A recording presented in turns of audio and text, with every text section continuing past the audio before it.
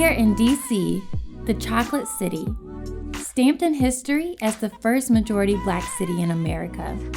Home to the National Museum of African American History and Culture, host to festivals like the Broccoli City Music Festival, and even where you get your fix for some of the best mumbo sauce.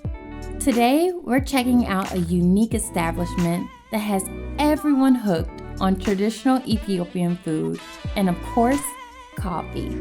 This is Buna Coffeehouse.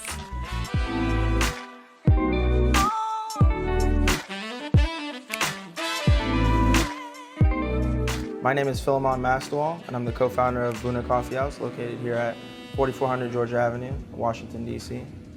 Buna Coffeehouse, it's a small family business that we have now. Buna actually means coffee in Amharic, so it was a way to kind of allow people to quickly recognize that it was an Ethiopian-owned business, and also we focused on coffee. And Ethiopia is very well known for its coffee, so we wanted to kind of showcase that as one of the main flagship products of this business. So we decided to go with Buna as the name, and obviously make that the centerpiece of the whole business.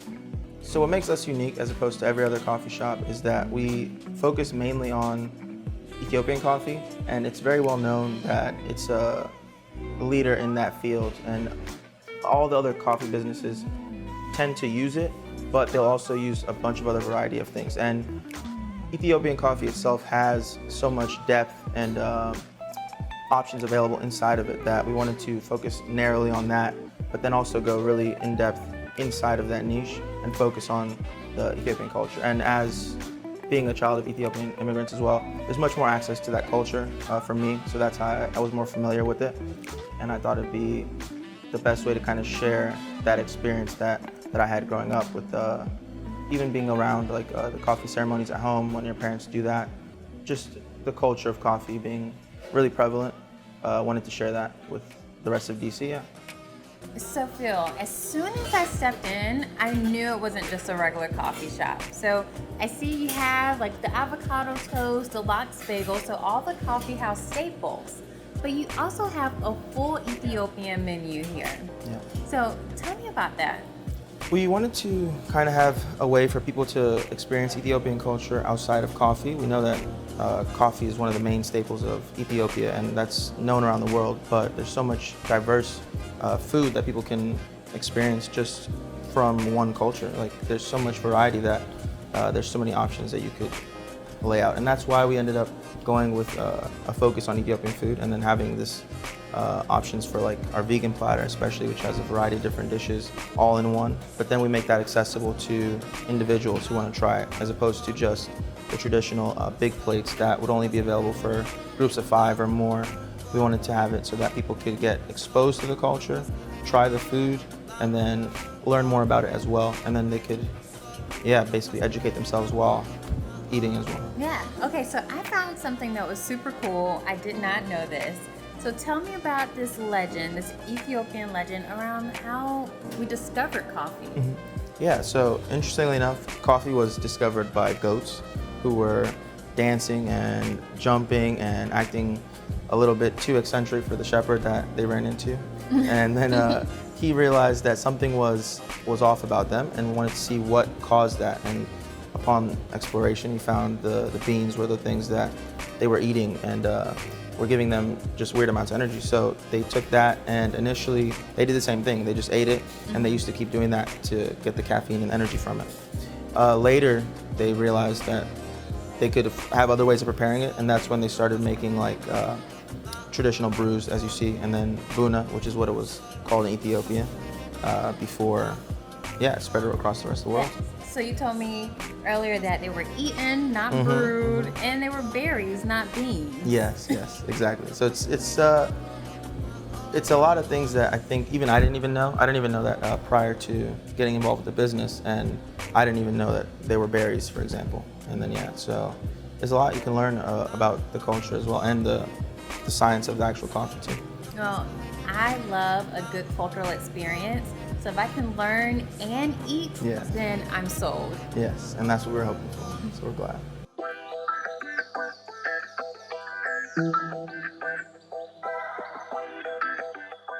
Clover has enhance our business in a variety of ways. It's been able to help us really understand like what's critical to the business, what people are liking, what people enjoy. That's helped us adapt as we go along too, because we can track and see if people didn't like a certain product. We don't need to keep pushing that product, and then you can double down on products that people really like. Especially the online, I think, is where it's helped the most with Clover, is that people can place the orders online. That helps a lot because it can get around the bigger commissions. My advice to other people who'd be interested in starting their own business would be to focus on why you want to start whatever it is you want to start. And I think that's the core that will propel you as you go on, especially as it gets more challenging. When you focus on that side, then you can also kind of get into what makes you unique and how you can provide a unique service to the world or anybody. And then, probably the main thing would just be to focus on why you're doing what you're doing, and then you can figure out the rest after that, is what I'd say. Yeah. So, what is your why? I'd say, specifically with this business, there wasn't really one outside of my family, because it's a family business. And yeah, like when my parents approached me to get in on the family business and see what we were gonna do to evolve it to the next level, I didn't really have to ask that question as much, if you get what I'm saying, because like when it's for your family, it's like you don't really have to contemplate like, oh, do I really want to do this or not? It's not like you're taking some kind of chance on like a side business that you want to start. It was more like out of necessity, I would say. So yeah, I mean, I think my wife's basically my family's basically it. Yeah. So my family had a convenience store here in this space for about 20 years before we transitioned to this business. Realized that over time it was getting a little challenging to keep it competitive, and a lot of new businesses were opening up around. So we wanted to create something that was more family oriented, more family focused. I think now what we've been able to provide for the community is a place where people can congregate and gather. And a lot of times we've seen it's been families with either newborns or younger kids who are looking for, I guess, somewhere to go on the weekends, somewhere to go before the park or before they go to the dog park. I've seen that a lot too. So I think I've been starting to realize that people enjoy it as a place to meet other people, and then also get refreshed, get re-energized with Büna. With Büna, I'm most thankful for the way people have really treated us as a new business and really taken a chance on trying to discover what we had to offer. And it seems that the reception has been very, very, very good too, and that's been something that I'm very grateful for. We've been in business for about 2 years now, and I'd say it feels very reassuring, and it's reaffirmed some of the ideas that we wanted to take a chance on initially. And it's been, I'd say, rewarding.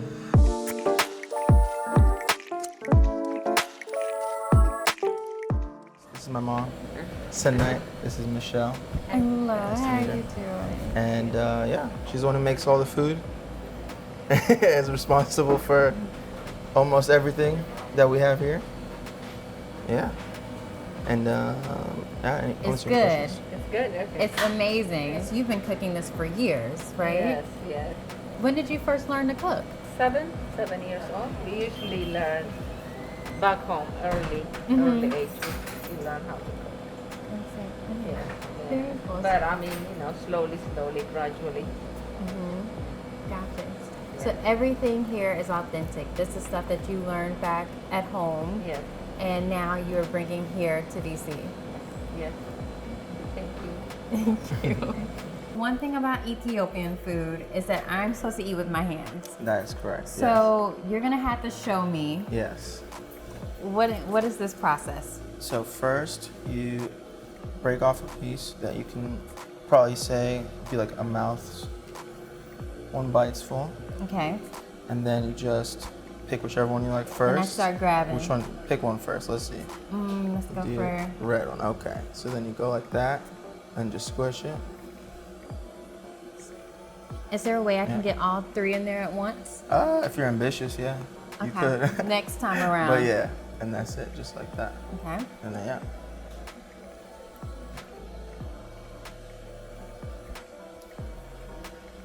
this is good. Okay, Phil, so it's so good. But tell me, what is this? What is the injera?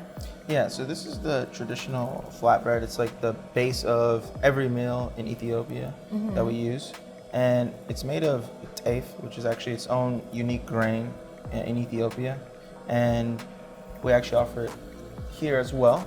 We have a gluten-free teff injera that's available. Traditionally in America, sometimes it gets mixed with flour, so it's not always gluten-free. And for some people that can be an issue. But back home, it's always made with just pure teff. It's had a lot of good health benefits as well to the people there. And yeah, it's kind of has like a spongy taste, and I think people like it, that it gives that unique texture that they really haven't had in a lot of other dishes. And the sponginess of it also sucks up the flavor from these other dishes as well. Right. So it really mixes in and then gives it another, like a dessert kind of thing. That's what they eat as they're cleaning up the plate. Okay. So yeah. So I love it because it allows me to grab everything, not miss any bites on this plate. Exactly, yep. But I love that I can find authentic Ethiopian staples here, get good food, grab coffee. It's literally such a great community stop to come into. Yeah, we're glad that we're able to find something that could balance out all those different things and have it in one nice package, yeah. And you will have your own coffee coming soon. Yes, we're actually launching our own coffee that you'll be able to find online. You can go to bunabox.com and sign up to get a early, probably give you like some kind of discount that we're still working out, but there'll be some kind of incentive for people who sign up early. And yeah, you can get coffee delivered straight to your door as well. Okay, so great authentic Ethiopian coffee that we can order straight from Buna. Yep. I love it. Thank you. Yeah. The experience at Büna Coffeehouse was new and exciting. It was truly one for the books. It opened my eyes to Ethiopian culture, learning so much about coffee and the authentic food made by Philemon's mother. It gave me the feeling of being right at home with a beautiful home-cooked meal. It's so great to see a family coming together and creating a business reflective of them and sharing their culture for all to enjoy.